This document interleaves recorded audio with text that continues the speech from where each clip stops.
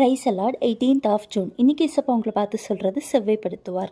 உன் சுய புத்தியின் மேல் சாயாமல் உன் முழு இருதயத்தோடும் கர்த்தரில் நம்பிக்கையாயிருந்து உன் வழிகளில் எல்லாம் அவரை நினைத்துக்கொள், அப்பொழுது அவர் உன் பாதைகளை செவ்வைப்படுத்துவார்னு நீதிமொழிகள் 3:5-6 சொல்லப்பட்டிருக்கு. இந்த வசனத்தை நான் 4 ஸ்ப்ளிட் பண்ணி இதை குறித்து நான் உங்களுக்கு சொல்கிறேன். முதலாவது, உன் சுய புத்தியின் மேல் சாயாமல். உங்களுடைய சொந்த அறிவு, அனுபவம், உங்களுடைய சிந்தனைகளை மட்டுமே முழுமையாக நம்பி நீங்கள் வாழக்கூடாது. ஏன்னா மனிதர்களாகிய நமக்கு எதிர்காலம் என்ன, எப்படி இருக்கும் அப்படிங்கிறது தெரியாது. நம்முடைய அறிவும் கணிப்புகளும் ரொம்ப சின்னது. ஒரு விஷயம் நம்ம கண்ணுக்கு அது சரியாக தெரியும், ஆனால் அதனுடைய முடிவு ஆபத்தாக கூட இருக்கலாம். அதனால் நமக்கு எல்லாமே தெரியும் அப்படிங்கிற அகந்தையை இன்னியோட விட்டுருங்க. 2, உன் முழு இருதயத்தோடும் கர்த்தரில் நம்பிக்கையாக இருந்து. அறக்குறை நம்பிக்கை கிடையாதுங்க. உங்கள் முழு மனசோட நீங்கள் கர்த்தரை நம்பணும். வாழ்க்கையின் சூழ்நிலை எப்படி இருந்தாலும் சரி, குழப்பங்களின் மத்தியில் நீங்கள் இருந்தாலும் சரி, கர்த்தர் பார்த்து கொள்வார், நம்ம கைவிட மாட்டார் அப்படிங்கிற ஒரு அசைக்க முடியாத நம்பிக்கை, விசுவாசம் உங்களுக்குள்ளே இருக்கணும்.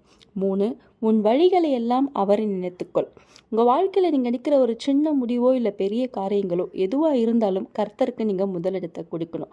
ஒரு புதிய வேலையை தொடங்கும் போதோ, இல்லை ஏதோ ஒரு டெசிஷன் எடுக்கும் பொழுதோ, இல்லை டே டு டே லைஃப்பில் இதை செய்யலாமா, என்ன பண்ணலாம், இது கடவுளோட விருப்பமா அப்படின்னு தெரிஞ்சுக்கிட்டு ஜெபத்தின் மூலமாக அவர்கிட்ட ஆலோசனையை கேட்டு அதன்படி நீங்கள் நடக்கணும். கர்த்தருக்கு நன்றி செலுத்துறது கூட இதில் அடங்கும். 4, அப்பொழுது அவர் உன் பாதைகளை செவைப்படுத்துவார். இந்த 3 காரியங்களை நீங்கள் செய்யும் பொழுது கர்த்தர் உங்கள் பாதையை செவைப்படுத்துவார் அப்படின்னா எல்லா தடைகளையும் நீக்கி, கோணலான வழிகளை நீக்கி, உங்களுக்கு எது நல்லதோ அந்த பாதையில் உங்களை நடத்துவார். அதுதான் செவைப்படுத்துவார்னு அர்த்தம்.